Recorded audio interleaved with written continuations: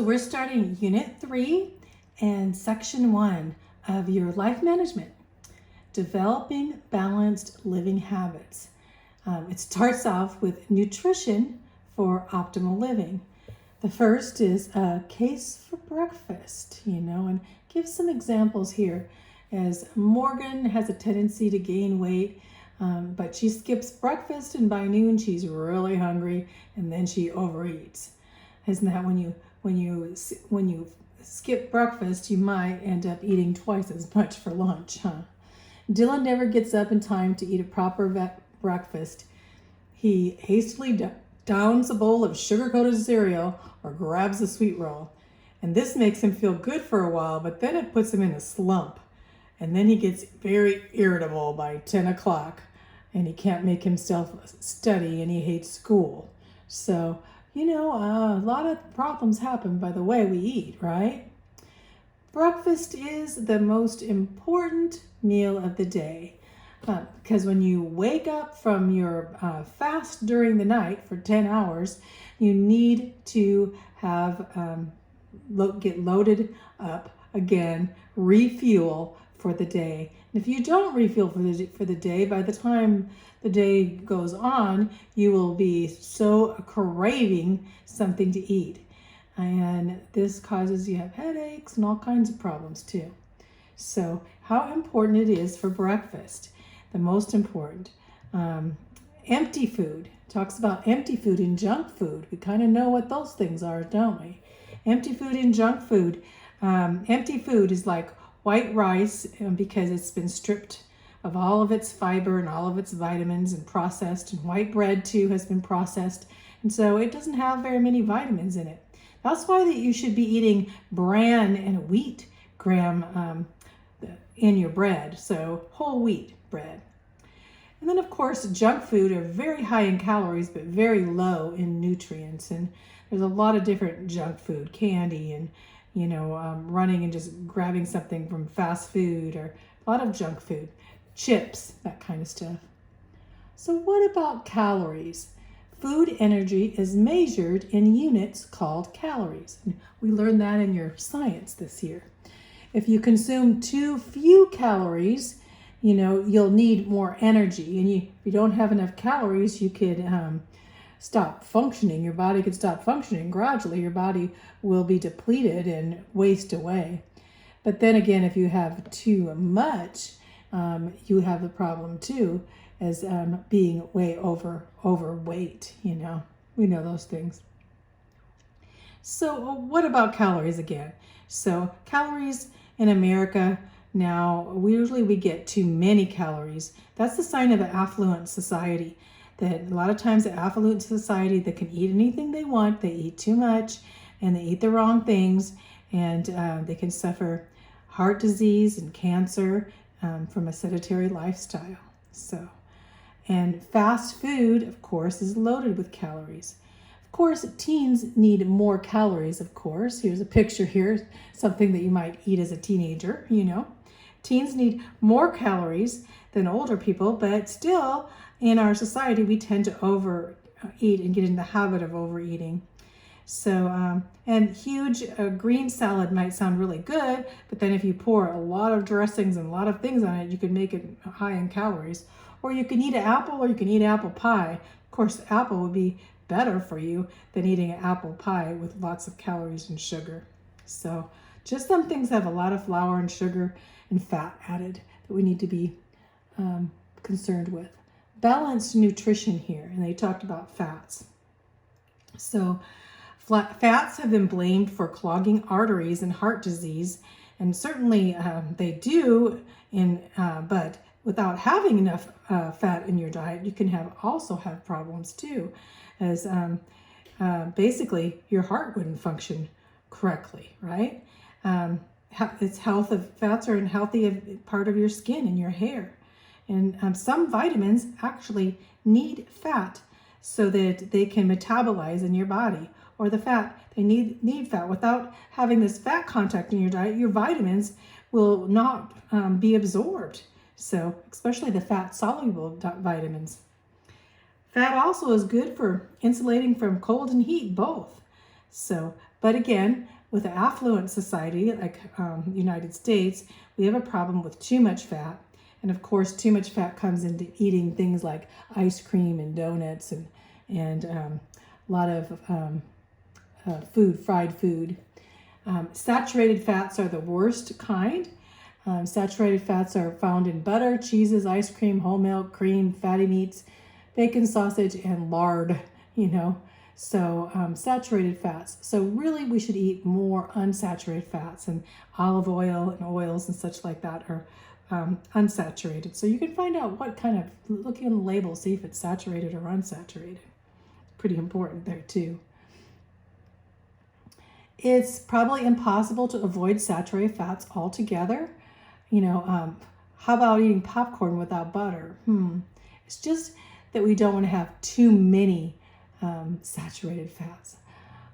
Cutting the fat off our meat might be something to do with fats, So vitamins. Many people take vitamins in pills, and that's good. You can do that. But there's also many nutrients you can eat, especially fresh fruit and vegetables, that have a lot of good vitamins to eat.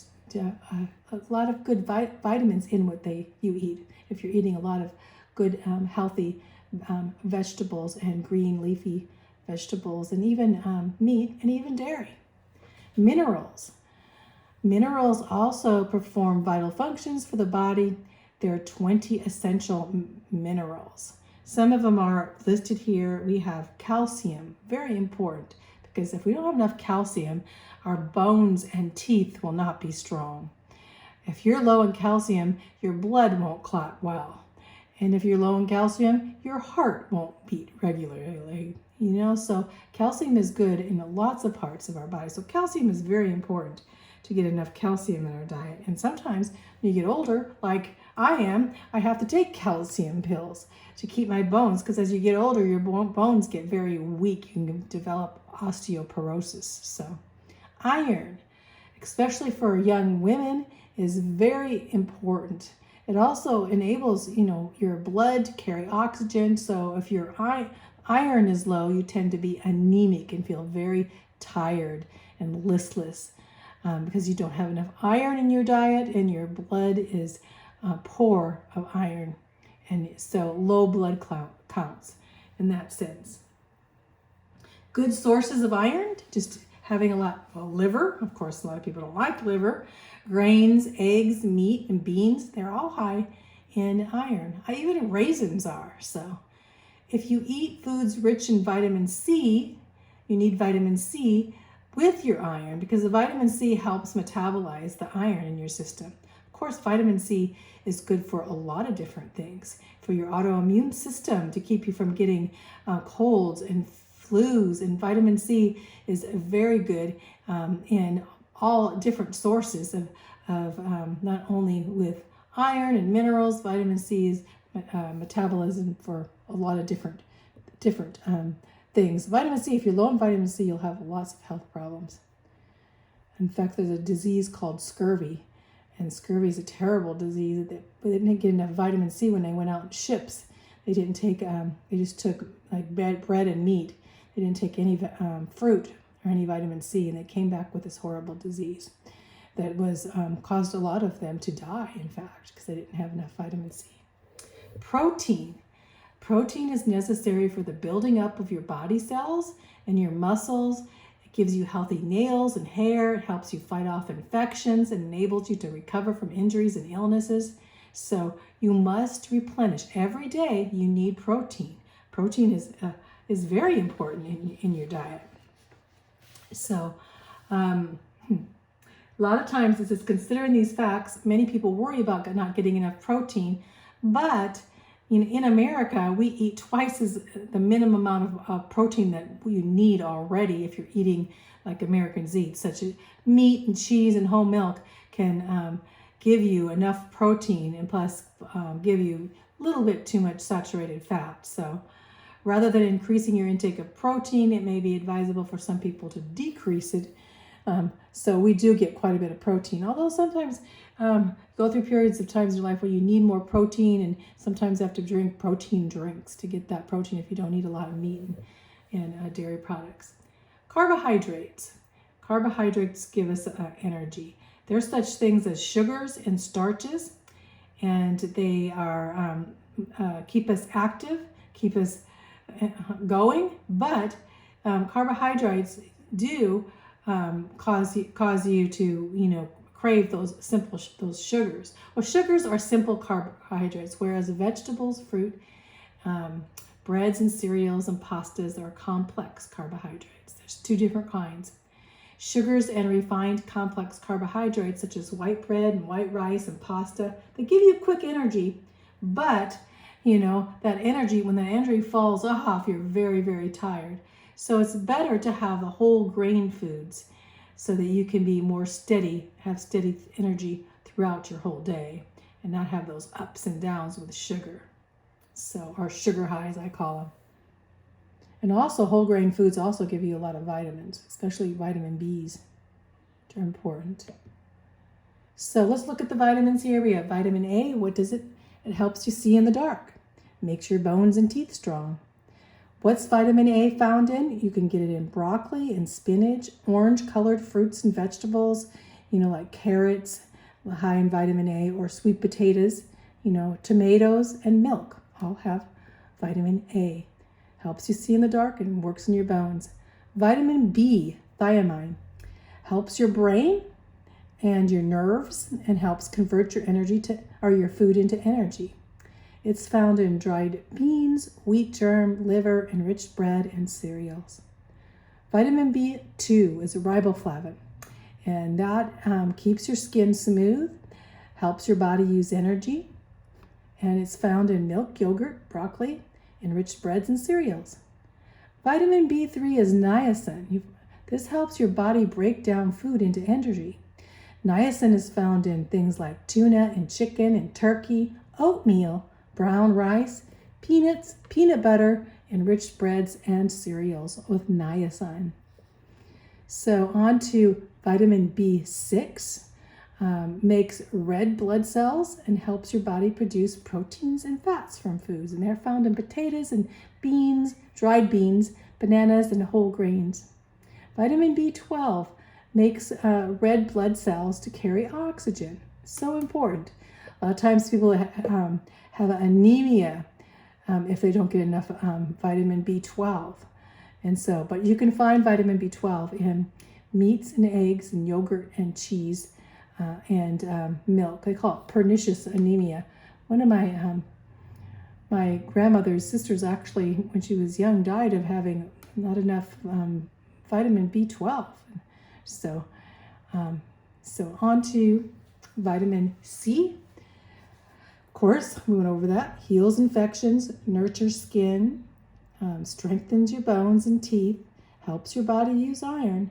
And of course, vitamin C is found in citrus fruits, oranges and grapefruits and those kind of fruits, strawberries, tomatoes, cantaloupe, broccoli, and potatoes all have vitamin C. Important. During the potato famine in Ireland, everyone was lacking vitamins, especially vitamin C. You wouldn't think potatoes are high in vitamin C, but they are. Vitamin D helps your body use calcium from the food. So whenever you're low in calcium, usually take calcium and take calcium pills. I usually add vitamin D to it. And it's found in milk, cheese, and yogurt. It's really weird. Vitamin D you can actually get from the sun. So going out in the sun. So those people that don't get a lot of sunlight, a lot of times they're deficient in vitamin D. Vitamin E helps your body use and store vitamins and may prevent heart attacks. And it's found in wheat germ, vegetable oils, whole grains, dried beans, spinach, and sweet potatoes, and broccoli, vitamin E. So the fat-soluble volumes are, that you can overdose on fat-soluble vitamins, but you can't overdose on the other vitamins. So what are the fat-soluble vitamins where you don't want to get too much? A, D, E, and vitamin K, which is not on there. A, D, E, and K are fat soluble. So you can't just take a whole bunch of vitamin D because you can overdose on vitamin D or vitamin A or vitamin E or K. But you can have lots of, as much vitamin C is water soluble, so it goes through your body, and so do the B vitamins. So You're water soluble. Fiber. Let's talk about fiber. So fiber passes through the body. It's what passes through the body without being absorbed by the blood. So it goes through your body. You think, well, then fiber is not really important because you think it just goes through your body. But it's not useless at all because fiber helps our digestive system. So it has important. Fiber is cellulose, the framework of plants. So, and that's how we get the cellulose. And when it's combined with water, it absorbs up to 6 times its own volume. And so it creates this spongy mass in the stomach and the intestines. And in this way, you feel fuller when you eat with a lot of fiber, and also you'll eat less. But fiber also stimulates us to push out our waste products, so in that way, our intestinal tract will be cleansed and clean. The more fiber you eat and the more it pushes out all of those waste products, the better you actually feel. And this will prevent both diarrhea and constipation. If you get enough fiber in, you'll have a more healthy digestive system, right? It also reduces colon cancer. So fiber, it says get enough fiber, it helps with those that have colon cancers and the other kind of diseases too. So fiber, you get a lot of fiber from vegetables, fruits, whole grain foods, brown rice. These help you with your fiber, getting enough fiber in. Like I said, fiber now, like I said before, it's like, they're not important because you don't really absorb them. No, they're important in carrying and keeping your intestines healthy. Salt. So salt has been coveted throughout history, and even people have fought wars over getting salt. Our word salary comes from the word salarium, which means salt allowance. And so, in fact, they used salt as money that was given to the Roman legionnaires and others to buy basically salt allowance to buy salt, because salt was needed and craved by people. So salt was very, very valuable. So it says, although a certain amount of salt is necessary to maintain a balance of water in the body, we need salt in our bodies, right? Too much salt can cause problems in our bodies. Excess, it causes us to retain fluids in our bodies so that we have too much fluid, and this having too much fluid in our body can raise our blood pressure and increase our heart rate, that kind of things. So for the best health, you use salt in moderation. Don't just grab the salt shaker and put it all over your food all the time, So, but we do need salt. Like if you're out in the, going on a hike and it's hot out and you're losing a lot of water, if you just drink just water, it can cause you to be without salt. It actually can give you cramps and even to that point where the water is not being absorbed as well, because we need salt too at that time. That's why it's good to drink like Gatorade or something, that kind of stuff, when if it has electrolytes too added to it. Electrolytes are important too. Water is a blessing. Let's talk about water. So you can only live without water. You can only live about 3 days. We need water. In fact, most of our body is water. So we need, in fact, you need to really to have healthy on your water supply. You need to have at least 5 to 8 glasses of water a day. So that's about 64 ounces or 2 liters a day. So we usually do not drink enough water. So, and it keeps your tissues from sticking together, and it also helps your body get rid of wastes. Water is also used to get energy from food. They need water, and to keep our muscles very flexible. Why we need water in many ways. So important. So drink a lot of water, at least 8 glasses a day as a teenager, and you'll feel much better, and you will be more healthy. So basically going on, and a lot of this you probably already learned in health, but it's kind of a review, how God has put us together, and then how we need to stay on, with a balanced meals, balanced diet, and know what is good, what are those things that are junk food or empty foods, and what things we need to be healthy in our life, starting when you're young.